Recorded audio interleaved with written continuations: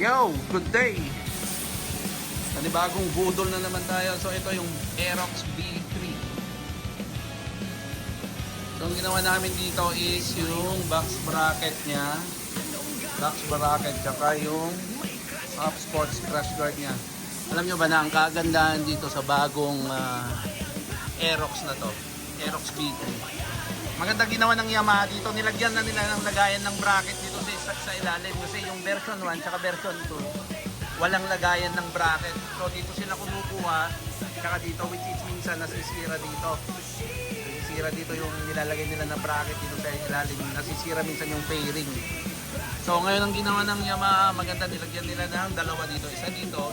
Lagayan ng top box bracket. So makikita nyo mamaya kung paano yung design na ginawa namin. Napakalupit, napakaangas, gar. So guys, ito na yung pinaka-bracket ng Aerox B3. Ito yung assembly niya. Congratulations! Ang galing mo. Sana all. Tignan nyo. Napakaangas. So napakadali niya i-assemble, napakadali rin niya ilagay. Kung mapapansin nyo, yan ang kapal. Ang kapal niya, ginamitan namin ito ng 6mm. Lahat. Tapos yung pinaka-top plate niya is 3.5mm. So mamaya ilalagay natin ito sa Aerox na pinakita ko kanina. So ito sobrang tibay. Hindi na kailangan dumaan sa ilalim ng ibabaw pala ng fairing. Ito literal na plug and play. Napakaangas. A few moments later. Guys, ito na yung nakakabit na bracket ng Aerox B3. Oh my God! Nandito na siya. Wow! May lagayan na sa ilalim niya. Yan ang kagandahan na ginawa ng Yamaha ngayon dito sa Aerox kasi meron na siyang lagayan. Sa B1 at B2 wala yan. Congratulations! Ang galing mo. Sana all. Diretso. Napakatibay niya. Ayan, magiging forma niya. Oh.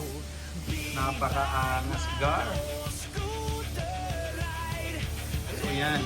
Ginawa namin dito sa loob niyan, may adjustable niyan. Pwede mo siyang itaas, pwede mo siyang ibaba. Ayan ang kagandahan. Tapos ginamitan namin siya ng 6mm na metal plate pababa. And at the same time, nilagyan namin ng logo. So, napakaangas. So yung mga, hindi na kayo mag-aalala, yung mga nakalagay dito, minsan kasi nasisira dito eh. So yan ang maganda na ginawa. Buo na siya. Walang welding. Puro bend lahat yan. So kung gusto nyo ng maangas at maporma na bracket, dito ka na sa Red Motor. Hindi tinipid. Talagang ginawang matibay. Maganda. Maporma. Yan.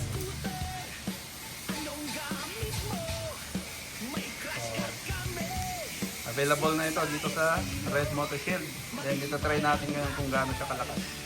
Dito try natin ngayon kung gaano katibay yung bracket para walang duda. Walang awat ha? Oh, Walang awat ha? wala siyang hinahawakan ha. Ilang timbang mo? 65 ha? Ha? 65 kilos oh. Tingnan niyo, walang alok. Kasama yung buong ano. Kanina ko ba order? Bukod sa matibay, maporma siya. Malinis. Sobrang linis. O, bumaba ka na dyan. May nabudol na tayo. Baba na. Gago!